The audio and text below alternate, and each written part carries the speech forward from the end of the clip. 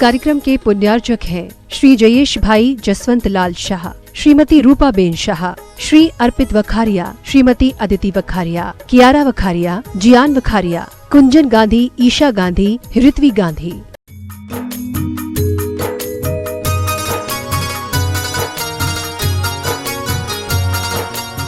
बोली देवादिदेव 1008 ऋषभ देव भगवान की। बोली देवादिदेव 1008 अष्टम तीर्थेश चंद्र प्रभु भगवान की। बोलिए प्रातः स्मरणीय संत शिरोमणि आचार्य गुरुवर विद्यासागर जी महामुनि राज की, समस्त आचार्य संघ की। सभी शाला नायिकाएं, उपशाला नायिकाएं आकर के चित्रानावरण करें और सभी प्रतिभा स्थली की प्राचार्य दीदियां दादा गुरु श्री ज्ञान सागर जी महाराज के चित्र का अनावरण एवं 1008 श्री चंद्र प्रभु भगवान के चित्रानावरण कर कार्यक्रम को गति प्रदान करें।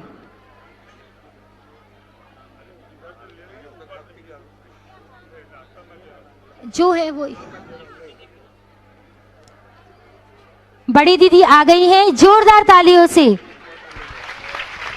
तुमसे ज्ञान का दीपक जला है, तुम ही से घन घोर अंधेरा मिटा है, तुम ही से ज्ञान का दीपक जला है, तुम ही से घन घोर अंधेरा मिटा।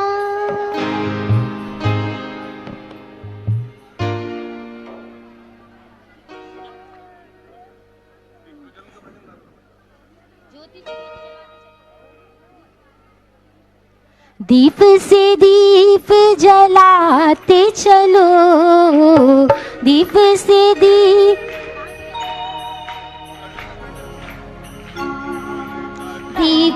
जलाते चलो, ज्ञान का दीप जलाते चलो।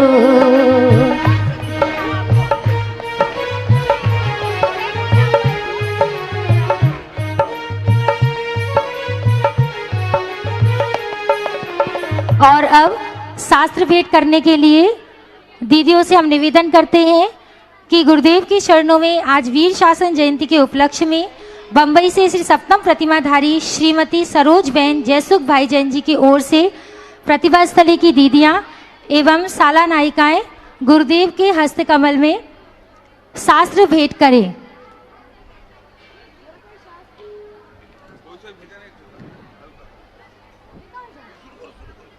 जिनवाणी जग मैया जनम दुख मेट दो, जिनवाणी जग मैया जनम दुख में, जनम दुख मेट दो, मरण दुख मेट दो, जनम दुख मेट दो, मरण दुख मेट दो, जिनवाणी जग मैया जनम दुख मेट दो, जिनवाणी जग मैया मरण दुख मेट दो।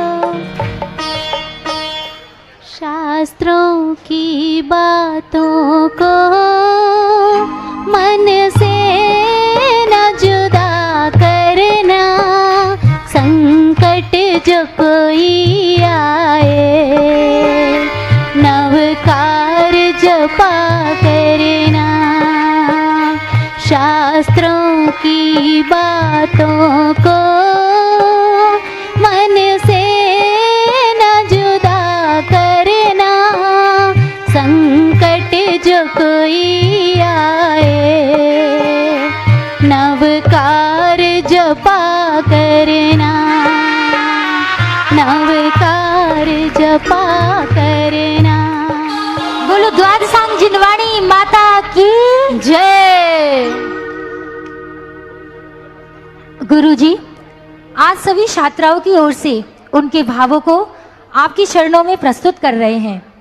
सभी छात्राएं कह रही हैं कि आचार्य श्री जी, लोग मनाते होंगे होली, मनाते होंगे दिवाली और दशहरा, पर हमारे लिए तो सबसे बड़ा त्योहार होता है आज का दिन, क्योंकि आज के दिन हमें हमारे परम पूज्य प्यारे प्यारे न्यारे न्यारे गुरुदेव के दर्शन होते हैं।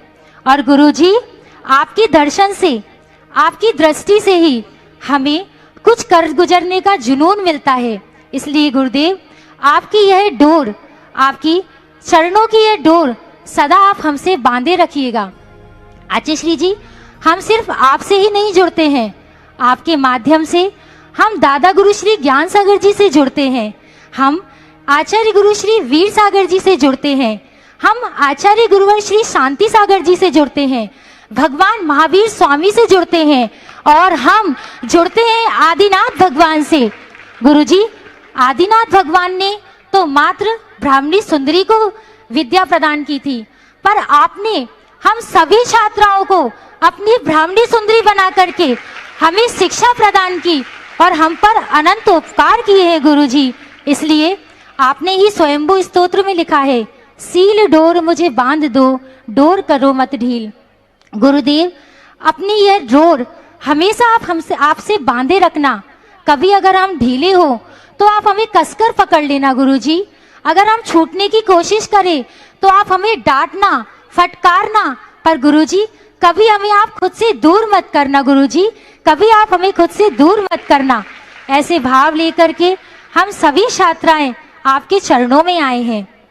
एक कथानक है कि एक शिष्य ने अपने गुरुजी से पूछा कि गुरुदेव, कोई कहता है यह जीवन संघर्ष है, कोई कहता है कि यह जीवन खेल है और कोई कहता है कि यह जीवन महोत्सव है। आखिर जीवन है क्या, मुझे समझ नहीं आता। तब उनके गुरु ने बहुत ही सुंदर उत्तर दिया कि जिसके जीवन में गुरु नहीं है उसका जीवन संघर्ष है, जिसके जीवन में गुरु है उसका जीवन खेल है, और जिसके जीवन में गुरु की आज्ञा है, गुरु की कृपा है, उसका जीवन महोत्सव है। इसीलिए आज हम अपने जीवन को हर घड़ी, हर क्षण, हर पल एक महोत्सव महसूस करते हैं, क्योंकि हमारे जीवन में आप हैं गुरुजी, हम सभी के जीवन में आप हैं। गुरुदेव, आप लाखों लोगों का, करोड़ों लोगों का कल्याण कर रहे हैं और सभी के हृदय के आप देवता हैं। मंदिरों को तो बहुत लोग बनाते हैं और भगवान की प्रतिष्ठा भी बहुत लोग करते हैं, पर हमारे मन के मंदिरों को संस्कारित करने वाले, हमारे मन को मंदिर बनाने वाले और हमें अंतरंग में छिपे हुए इस मन को भगवान के समान बनाने की संभावना पैदा करने वाले गुरुदेव, आपके हम पर बहुत बहुत उपकार हैं। हम सभी आपके चरणों में अनंत अनंत नमोस्तु करते हैं, नमोस्तु करते हैं, नमोस्तु करते हैं। आचार्य श्री जी, पूरे भारतवर्ष में आपके लिए 4 पंक्तियां बहुत ही प्रसिद्ध हैं। यदि छात्राएं मेरी बात से सहमत हो तो जरूर तालियों से इस बात का स्वागत करें। अभी बोलने दीजिए उसके बाद कि आचार्य विद्यासागर किसी नाम का मोहताज नहीं है, आचार्य विद्यासागर किसी नाम का मोहताज नहीं है, उनको गुनगुना सके ऐसा कोई साज नहीं है, और सकल विश्व भर में कर सके उनके ललाट को जो शोभित, कर सके उनके ललाट को जो शोभित, सकल विश्व भर में ऐसा कोई ताज नहीं है, सकल विश्व भर में ऐसा कोई ताज नहीं है। ऐसे सकल विश्व के श्रेष्ठ गुरुदेव हमें प्राप्त हुए। ऐसे गुरुदेव के चरणों में हम अनंत अनंत बार नमोस्तु करते हैं। ओम नमः सिद्धेभ्यः, ओम नमः सिद्धेभ्यः, ओम नमः सिद्धेभ्यः। अहिंसा परमो धर्म की आचार्य गुरुवर श्री कुंद कुंद भगवान की, आचार्य गुरुवर श्री ज्ञान सागर मुनि महाराज की,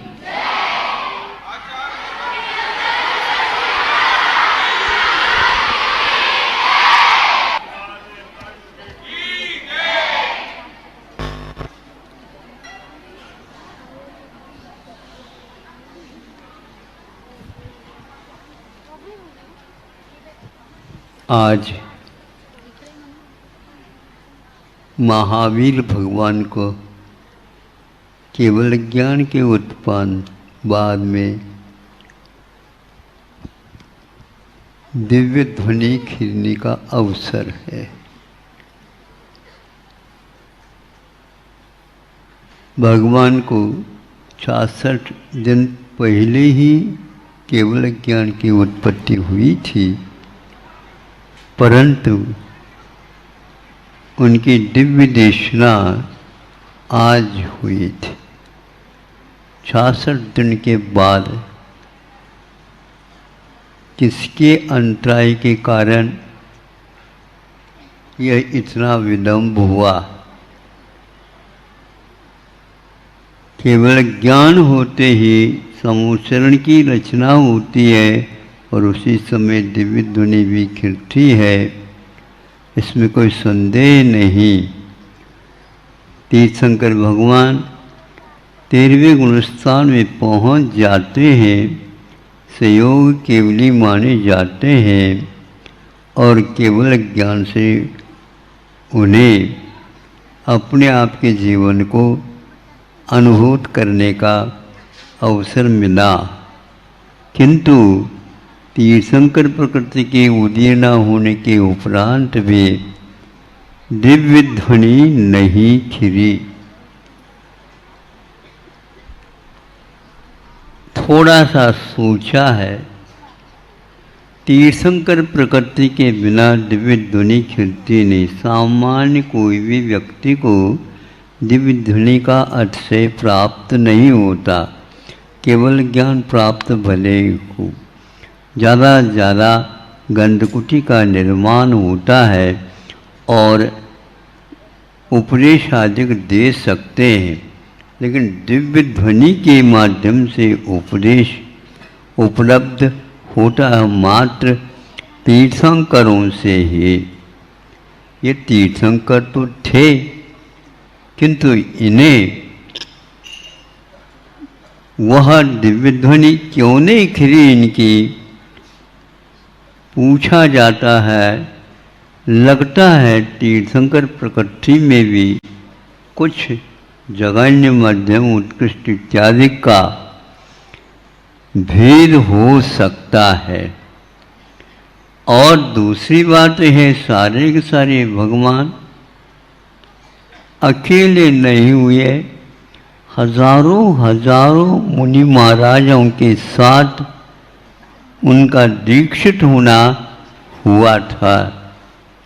किंतु अंतिम तीर्थंकर ही ऐसे हैं, उनके साथ कोई भी मुनि महाराज बने ही नहीं।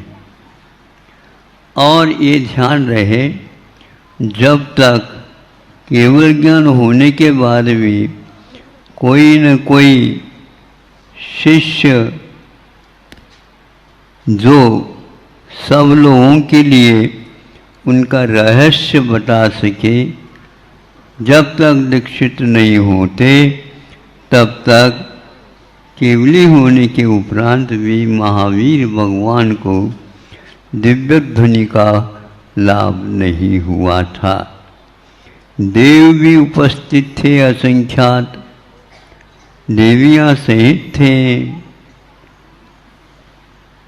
चारों प्रकार के निकाय देव भी आए थे, तिरिंच भी आए थे, मनुष्य भी अपने अपने कोठी में विराजमान हुए थे, लेकिन गणधर परमेष्टि के सिंहासन पर कोई भी नहीं थे और उसकी पूर्ति 66 दिन के बाद हुई। इसमें अंतराय 66 दिन तक दिव्य ध्वनि का नहीं खिलना, केवली बनने के बाद भी यह काम क्यों नहीं हुआ, आगम में इसका कोई विशेष उल्लेख नहीं, किंतु यह उल्लेख अवश्य मिला है। जब तक योग की निमित्त नहीं मिलेगा तब तक वह उपादान भी काम नहीं कर सकता। तीर्थंकर प्रकृति के उदीर्णा के बाद में भी यह गणधर परमेष्टि की आवश्यकता थी। जिस समय तीर्थंकर का वह प्रकृति का उदीर्णा होती है, उसी समय मनस्फली ज्ञान को भी प्राप्त करके तीर्थंकरों के शिष्य गंधर्व परमिष्टि के काम करते हैं। तो गंधर्व परमिष्टि होते हैं वे मनस्फली ज्ञान के धारी होते हैं और जनता के लिए जो उलझन है उसको सुलझा करके बहुत अच्छे ढंग से वह दिव्य ध्वनि का साक्षात आधार लेकर के हम लोगों को वो संतुष्ट करते हैं। यह अवसर आज भी विदेह आदि क्षेत्रों में उपलब्ध है, किंतु यह उपलब्धि यहाँ पर नहीं है। यहाँ पर केवल 24 ही होते हैं, हो गए हैं, वर्तमान में भी थे और भविष्य में भी होंगे। तो इस समय आज खाली खाली है। कौन से खाली पद? सभी तीर्थंकरों के साथ जो कोई भी होते हैं वो सब खाली हैं। गंधर्व परमिष्टि भी खाली है। एक और विशेष बात कहना चाहता हूँ। उत्कृष्ट श्रावक जो एक प्रकार से 60,000 प्रश्न करने वाले, उसके उत्तर देने वाले सैनिक महावीर भगवान के लिए तो सैनिक थे। ये होते हुए भी, सौधर्म इंद्र भी होते हुए भी, सब कुछ होते हुए तीर्थंकर के लिए एक गंधर्व परमिष्टि की कम से कम आवश्यकता है। वह गंधर्व परमिष्टि अभी नहीं आ रहे हैं तो तब तक धन और ऋण दोनों मिलने से विज्ञान ने विद्युत का, करंट का उद्भव माना है। और इसी प्रकार दिव्य ध्वनि के खिरने में इंद्रभूति मनस्फली ज्ञान के धनी गंधर्व परमिष्टि गौतम गंधर्व जब तक नहीं आए तब तक करंट का उत्पन्न होना संभव नहीं हुआ, ऐसा हमारा विचार है।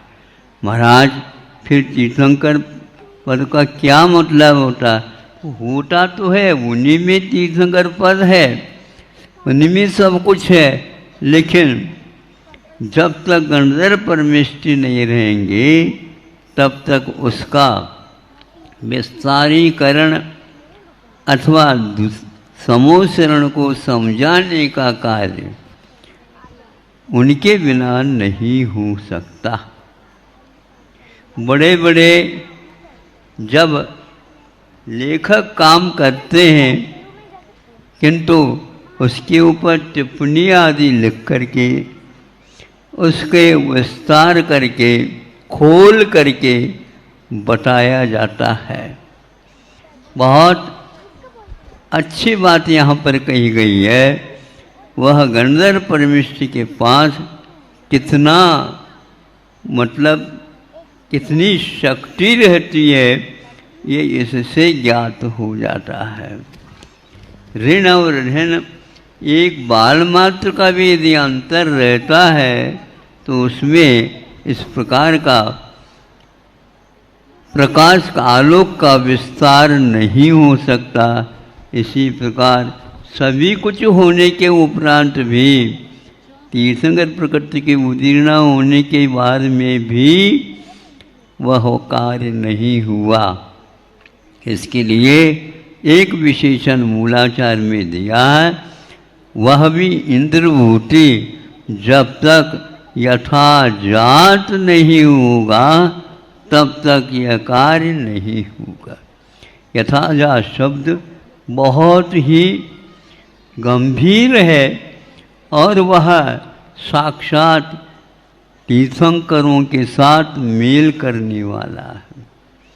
गंधर्व परमेष्टि को दीक्षित होने के बाद में ही वह पद उत्पन्न होता है ने विकसित होता है, उसके बाद ही वे बोल सकते हैं अथवा विस्तार कर सकते हैं।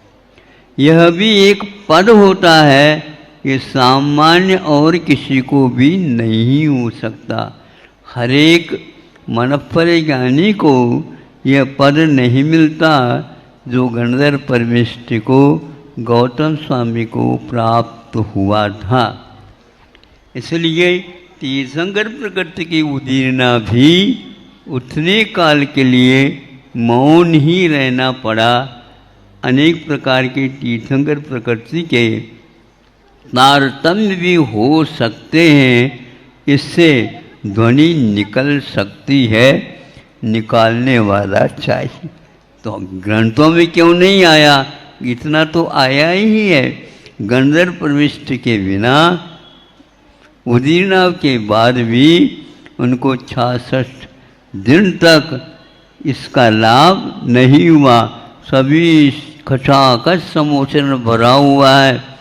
किसी ने कहा हुआ और कोई भी आवश्यकता है तो आ जाएंगे, हम तो सारे सारे भरे हुए हैं। अरे तुम्हारे से कुछ काम नहीं होने वाला है।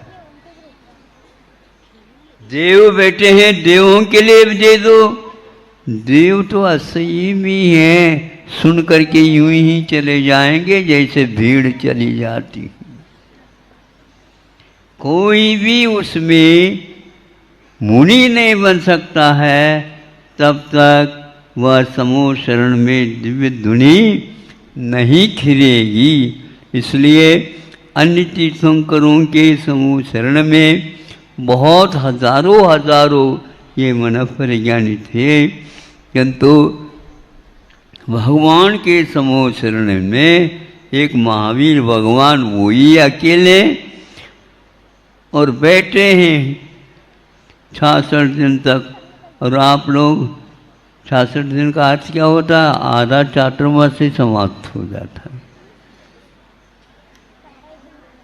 इतनी दीर्घ प्रतीक्षा महावीर भगवान भी कर रहे थे क्या प्रतीक्षा? जिस प्रकार दुकानदार सब कुछ करता है और दुकान को सजाता रहता है, बहुत अच्छे ढंग से सजाता है, सभी माल इसमें मिलेगा। अब दुकानदार देखो,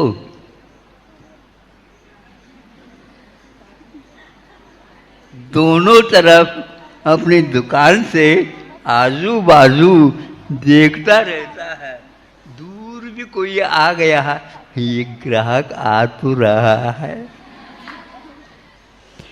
ऐसे ही भले कहते नहीं होंगे, लेकिन 66 दिन तक की परीक्षा बहुत लंबी होती है और तीर्थंकर को भी बैठना पड़ा। और ग्राहक आया तब ऐसा लगा एक बहुत बड़ा चमत्कार हो गया।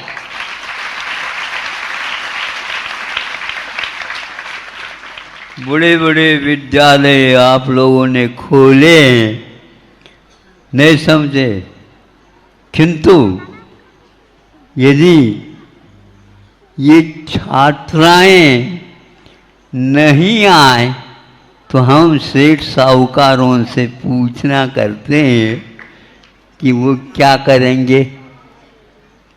धन लगाएंगे, कहाँ पर लगाओ?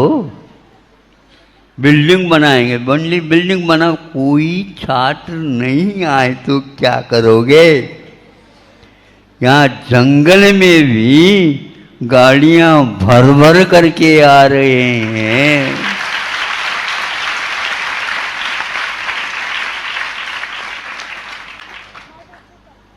हम गए तो थे वहाँ पर दर्शन देने के लिए, फिर एक मांग करने लगेंगे। तो हमने सोचा भाई दूसरी और मांग आए तो क्या करेंगे, तीसरी और मांग आ गई। ये बताओ एक बस आनी थी, आ गई क्या नहीं? आ रही है, अभी आ रही है, आ गई, ठीक है। तो वहाँ तो नहीं आई थी ना, तो यही तो कह करके आप आए थे, ले गए थे। ये पास ही आई है, पास ही है। मैं बेटा रहा, आ नहीं रहे, ये वहीं पर वो भी आ जाएगी। उसी समय मैं सबके लिए आशीर्वाद सामूहिक दे देता।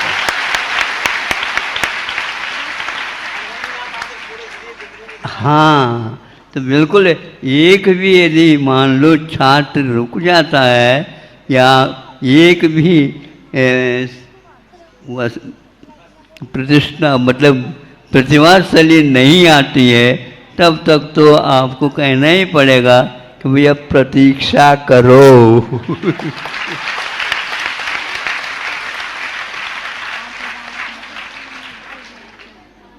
उनकी मानसिकता यदि नहीं बनती है तो शिक्षक भी यदि तैयार हो जाए तो भी आपकी दिव्य ध्वनि अथवा पढ़ाई आदि कुछ भी नहीं हो सकते। इसलिए सबसे ज़्यादा दाता के साथ साथ पात्र का बहुत बहुत महत्व है। ये लोग इतनी उम्र में जो शिक्षक शिक्षिकाएं बैठी हैं, सोच ले इतनी उम्र में वो कहाँ थी। हाँ, कहीं न कहीं तो थी, वह अच्छे ऊपर का शिक्षण और प्राप्त कर रही होती होगी। और चूंकि किसको देना, तो पात्र को देना होगा। तो ये लोग, आप लोग जो दे रहे हैं, उसको लेकर के आज क्या महत्व है शिक्षा का, क्या महत्व है एक प्रकार से जीवन में इस शिक्षा का क्या उपयोग है, ये सारी बातें इसमें आ रही हैं। क्योंकि एक क्षमता है, 12वीं तक तो आ गए, किंतु अगले साल इसमें से 12वीं वाले निकलेंगे और पुनः उतनी ही संख्या में नई भर्ती भी होगी। मांग बहुत हो रही है, लेकिन हम उसको टालते चले जा रहे हैं। महाराज एक साथ खोल दो ना। ये ऐसे डैम ब्रिज वगैरह बनाते हैं, पानी एकदम ऐसा खोला नहीं जा सकता। वह पानी एक प्रकार से नहरों से ही पहुँचेगा, एक एक शाखा के माध्यम से, ताकि फसल खड़ी हो जाए। फसल कैसी हो रही है आप लोगों से हम पूछते हैं, छात्रों से नहीं। आज दो व्यक्ति इसकी सेवा में लगे हैं, बताओ कैसी कैसी फसल उग रही है, मात्रा क्या है और गुणवत्ता क्या है। इन सब का अध्ययन अभिभावकों को करना है। और आगे के लिए कुछ बातों से, जैसे डरते डरते अभी 2 छात्राओं ने कहा हम मोबाइल के बारे में कुछ कहना चाहिए। हमने कहा कि दिक्कत न पैदा हो जाए, लेकिन बहुत कुशलतापूर्वक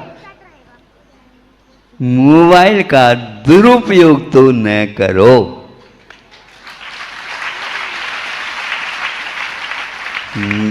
मोबाइल का दुरुपयोग तो नहीं करेंगे तो अवश्य ही अनेक संस्कारों के साथ यहाँ पर और छात्र आ सकते हैं और व्यवस्थापक थक सकते हैं।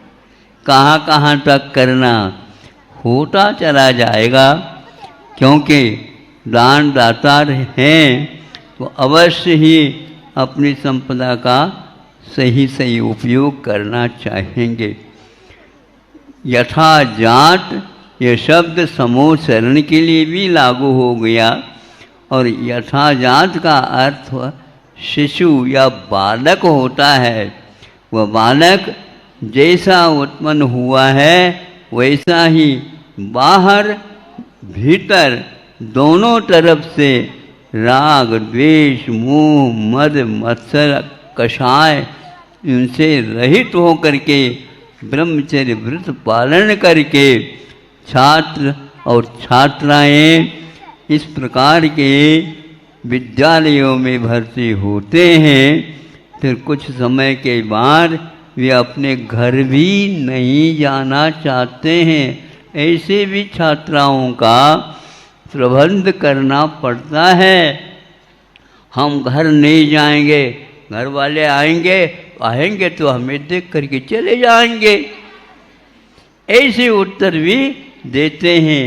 ये इसलिए कि भीतर से वे सारे के सारे निर्दोष होकर के ही विद्या का अध्ययन कर रहे हैं। ऐसे ही विद्यालय भारत में होंगे, पहले संख्या लाखों में थी, अब वहाँ तक आप लोगों को दौड़ लगाना है। लगाएंगे? तैयार कर लो, तैयारी कर लो और अच्छे ढंग से वहाँ तक दौड़ हो जाए ताकि पूर्व भारत में कैसे विद्यालयों की परंपरा चलती थी वह पुनः देखने का हमें अवसर प्राप्त होगा। इतना ही कह करके यथाजात का अर्थ बालक भी होता, बालक ही होता है। माँ के सामने वह ज्यों का त्यों अपने हृदय को रखता है। उसी प्रकार आप लोगों को विषयों से कषायों से बचा करके यहाँ पर जो व्यवस्था है उस व्यवस्था में ही संतोष करके आगे और कदम उठाना है ताकि सब लोगों को इस प्रकार की शिक्षा का लाभ मिल सके। समय बहुत कम था, फिर भी आप लोग पहले समय ले लेते हैं, जो कुछ बचा कुचा रख देते हैं। शिक्षा देना है, पात्र हैं, ये बहुत दूर से आए हैं और सभी एक प्रकार से प्रफुल्लित है। कह रहे थे 20 घंटे लगे महाराज वहाँ से यहाँ तक आने के लिए। ठीक है, आप लोगों की यह भी व्यवस्था की जाए, स्वर्ग जाने के लिए 20 घंटे नहीं लगेंगे।